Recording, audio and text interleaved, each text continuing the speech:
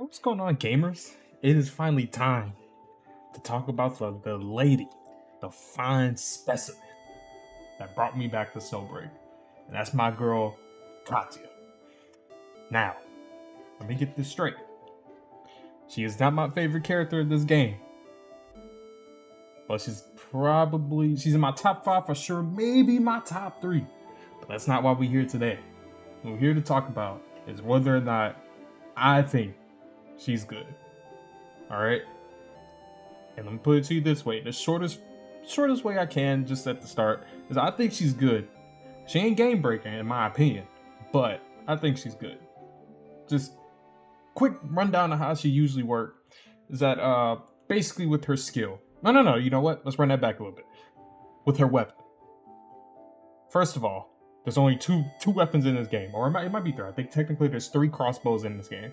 I think there's a 3-star you get when you summon her, or 1-star, 2-star, whatever. There's that one, the 2-star. There's a 4-star I believe you can buy in the shop currently.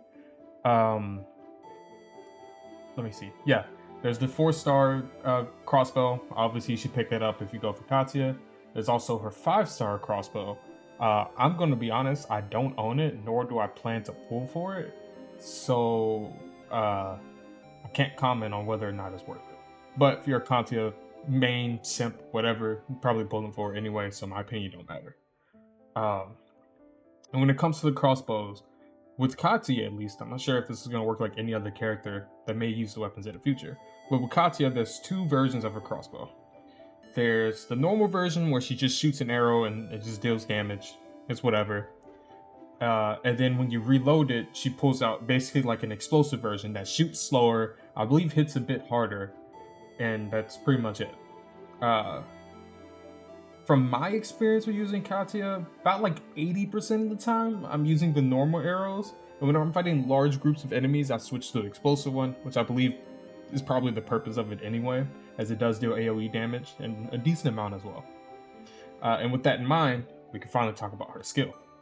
Now, when it comes to Katya's skill, what she does is that she fucking leans back and props up into a stance. And within this stance, you have enhanced anti-interruption, and you gain a bit of the all-type resistance. I'm assuming it's just damage resistance or whatever.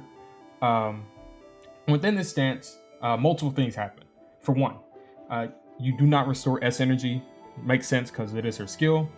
And you consume S energy with each shot that's fired, no matter what. You do consume a bit more S energy with each shot fired than her explosive firing form.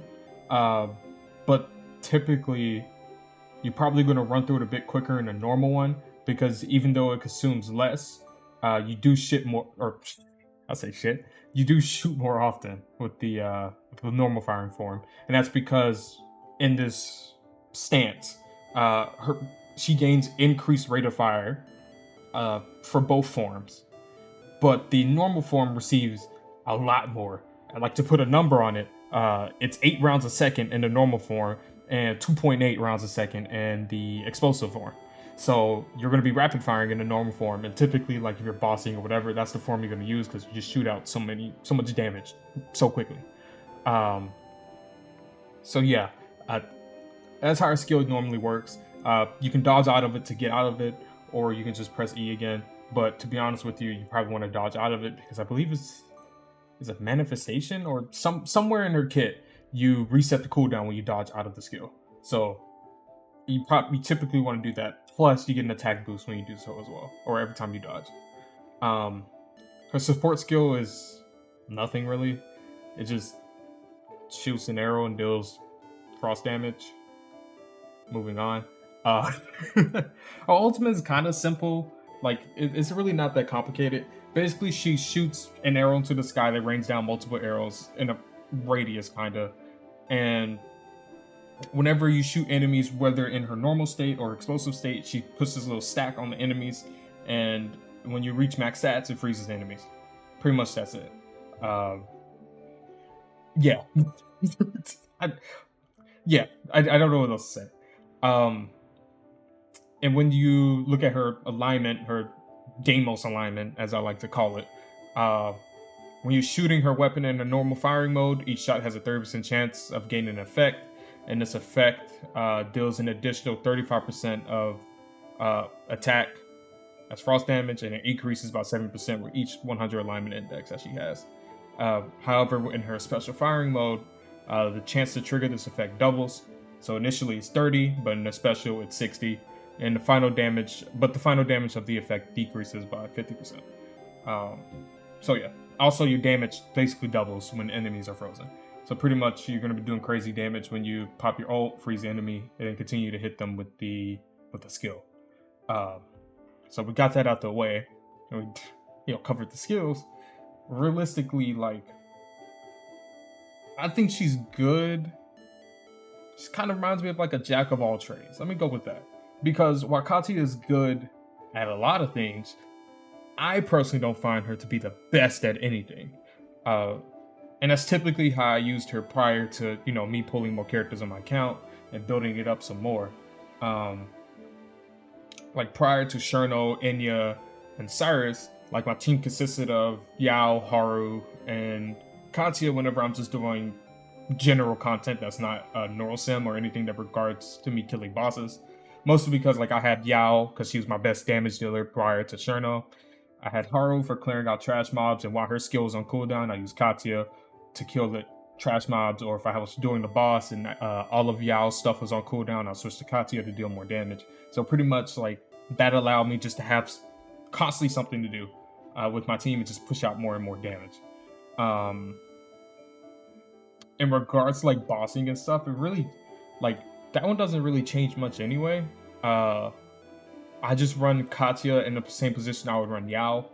So I'll probably run Katya with 4-star Frydia and some other character. I don't have a lot of support options on my account, and I don't typically care to read through everybody's kits unless I have a particular interest in the character or they're a 5-star. So yeah, but now that I've like pulled like Cherno and Cyrus particularly, like I don't really use Katya often, if at all, as much as I like her. Mostly because like Cherno is the best at just bossing all around. Plus I have Yao. If I have an enemy that's strong against Yao fire, I'll probably just use Katya then. But personally for me, I feel like Yao hits it a little bit harder, or I find her playstyle a little bit easier for me. And when it comes to clearing like trash mobs, like I said in my Cyrus video, I typically use Cyrus more than I use Haru or anybody else currently, just because Cyrus moves around the map quicker and she hits a lot harder, so it's easier for me to deal with those smaller groups of enemies, or even like the elites, the slightly stronger versions of said enemies. So on average, I feel like I just do things a lot quicker with Cyrus. But like that doesn't like change how I feel about Katya. I still think she's great. I still think if you're somebody that's contemplating whether or not she's worth it to pull, as a character, yes, but I feel like this is poor timing because the anniversary is so close. And while we have no information on the anniversary characters, I would probably argue it would probably be best just to play it safe and wait till what happens with anniversary, especially because we have no idea if 2 characters are coming. I think somebody in my comment section pointed it out. Like 2 characters could be coming soon. So like you're probably better off saving. And typically in gacha games, like anniversary characters are the best characters in the game. Not like it really matters in this game. It's because there's no content for you to really like push characters to their limit outside of Neurosim. But if you don't particularly care about like top performing units or whatever, Katya's fine. Especially with somebody that's like waifu over meta, kind of like me, you just pull for her anyway. Ignore everything I'm saying here. Just go for her, because you're probably gonna like her anyway. I think she's very fun. She's not the most fun character to me, but compared to a lot of other characters, I think she's probably the most fun character to pull, or one of the most fun characters to pull. I wouldn't say she's the most. I think Cyrus is that. I think Cyrus got that on lockdown for now. But yeah, pretty much said what I need to say regarding Katya. Yeah. Anyway, I'll see you all later. I appreciate everybody who's watched. If you do enjoy the way I do things around here, do consider subscribing. If you don't, All right, ignore that. I'm not even sure if the microphone going to pick that up. I'm so sorry if it does. But like I was saying, uh, you don't have to subscribe. Doesn't really matter.